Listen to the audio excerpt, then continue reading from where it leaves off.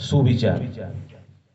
सहनशील होना अच्छी बात है, पर अन्याय का विरोध करना उससे भी उत्तम है। सहनशील होना अच्छी बात है, पर अन्याय का विरोध करना उससे भी उत्तम है। आप ध्यान पूर्वक जो भी कंटेंट अब बताने जा रहे हैं उसे ध्यान पूर्वक सुनने का काम करें। आपका आने वाला जो समय होगा, आप बड़े बड़े कंपटीशन एग्जाम में बैठेंगे तो यही मॉर्निंग असेंबली कंटेंट जो आपको आज बताया जा रहा है वही आने वाला समय में आपको फायदा करेगा। इसलिए ध्यान पूर्वक सुनने का काम करें।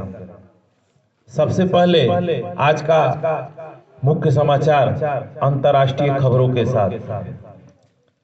अंतरिक्ष में फंसी सुनीता विलियम्स और बुच विल्मोर के पास अमेरिकी अंतरिक्ष एजेंसी नासा का क्रू 10 विमान पहुंचा। क्रू 10 के सदस्यों को सुनीता और विल्मोर ने अंतरिक्ष में स्वागत किया। सुनीता विलियम्स और विल्मोर 19 मार्च को अंतर्राष्ट्रीय अंतरिक्ष स्टेशन से धरती पर वापसी करेंगे। आप लोग सुनीता विलियम्स के बारे में जानते हैं ना, अंतरिक्ष में जाने वाली पहली भारतीय महिला है। वह 19 मार्च को धरती पर वापसी करेंगे। राष्ट्रीय खबर, देश में जल्द शुरू होगी दुनिया की सबसे लंबी हाइपरलूप ट्यूब, रेल मंत्री ने दी जानकारी।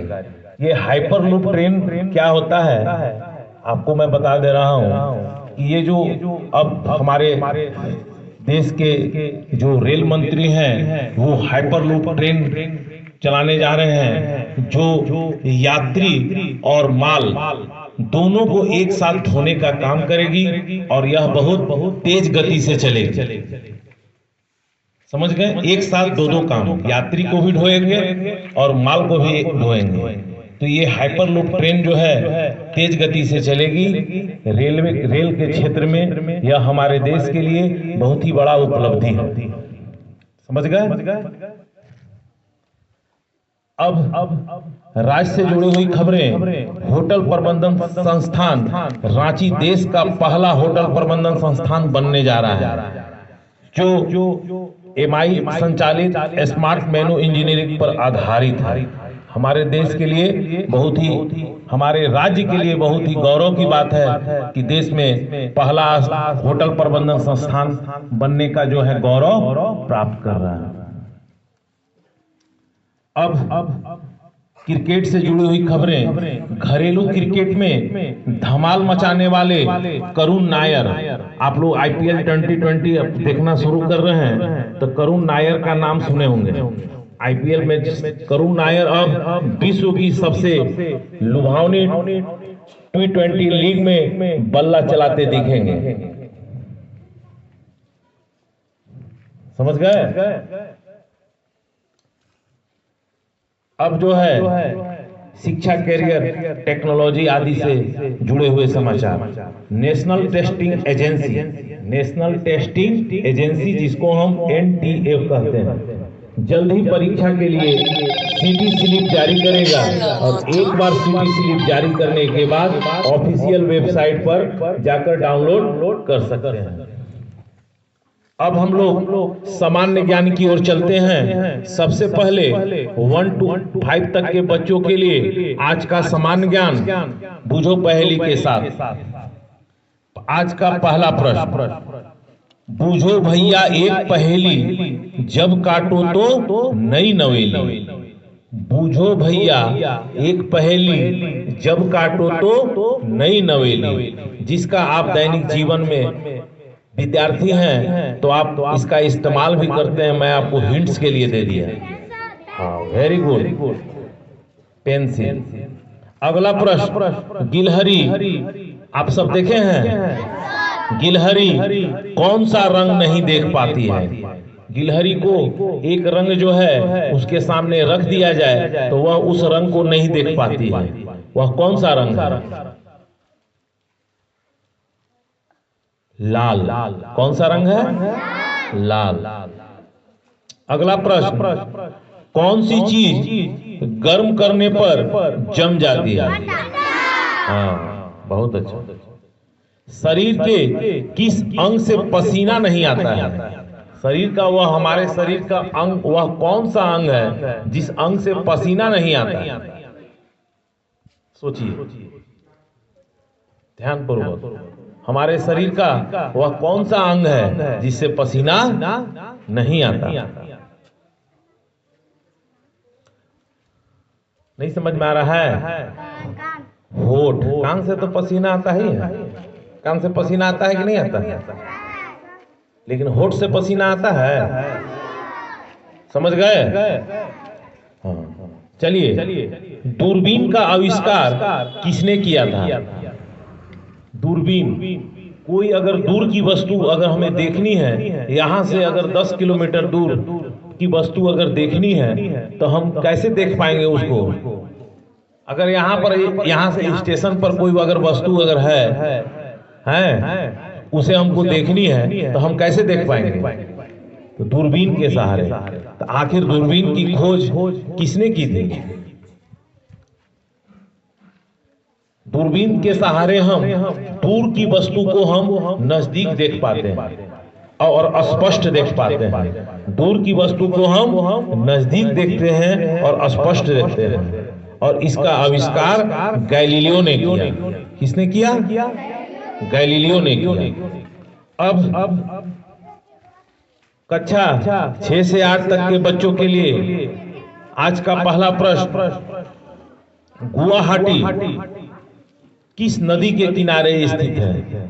गुवाहाटी किस नदी के किनारे स्थित है? ब्रह्मपुत्र नदी। किस नदी के किनारे स्थित है? ब्रह्मपुत्र नदी। अगला प्रश्न, भारत में प्रथम महिला आईपीएस अधिकारी कौन थी? भारत की प्रथम महिला आईपीएस अधिकारी कौन थी? हाँ, बहुत अच्छा, किरण बेदी। सबसे बड़ी आंखें किस स्तनधारी प्राणी की होती है? वह कौन स्तनधारी प्राणी है जिसकी आंखें जो हैं वो सबसे बड़ी होती है और वह बहुत फुर्तीला होता है? स्तनधारी प्राणी के बारे में जानते हैं? स्तनधारी प्राणी किसको कहते हैं?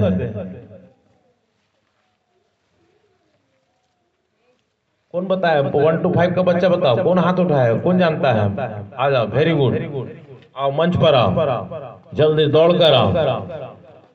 बताओ तुम सब यहाँ हाउस को बताओ कि स्तनधारी प्राणी किसको कहते हैं? जो बच्चा देता है। वेरी गुड, इस बच्चे के लिए जोरदार ताली।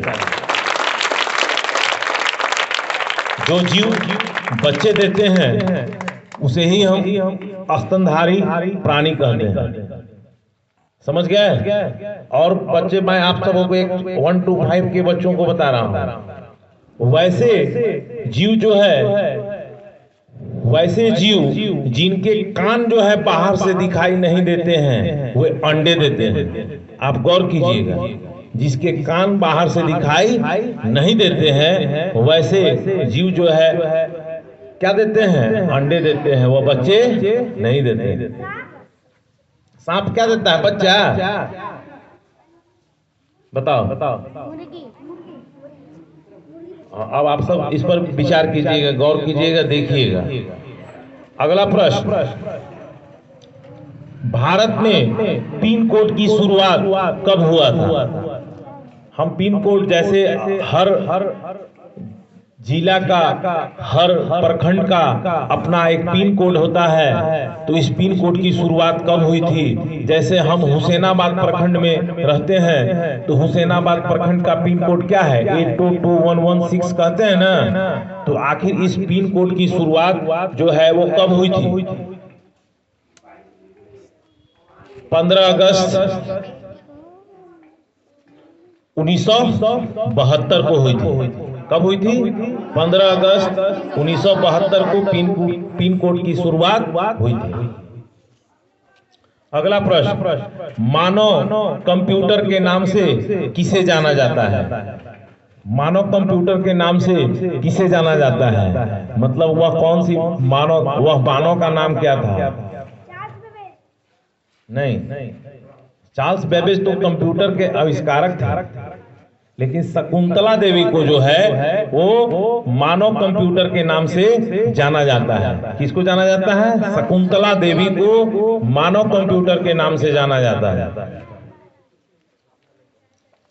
अगला प्रश्न, खिलौने बनाने के लिए कौन सी मिट्टी उपयुक्त होती है? क्या सभी मिट्टी से खिलौना, सुंदर सुंदर खिलौने बनाए जा सकते हैं? क्या नहीं बनाए जा सकते हैं? तो खिलौने बनाने के लिए हमें कौन सी मिट्टी की आवश्यकता होती है? मिट्टी के भी बहुत सारे प्रकार हैं। आप 7 क्लास के जब भूगोल 6 के भूगोल पढ़े होंगे तो उसमें मिट्टी के बहुत सारे प्रकार के बारे में आप सब पढ़े होंगे। तो वह कौन सी मिट्टी है जिस मिट्टी से जो है खिलौने बनाए जाते हैं? चिकनी मिट्टी या मृत्तिका कहो, मृत्तिका मिट्टी, चिकनी मिट्टी से ही खिलौने बनाए जाते हैं। अगला प्रश्न, मंडप जो है वो किससे संबंधित है? मंडप किससे संबंधित है? राजमहल से। किससे संबंधित है? राजमहल से। चलिए, अब भारत में कुल कितने आधिकारिक भाषाएं हैं?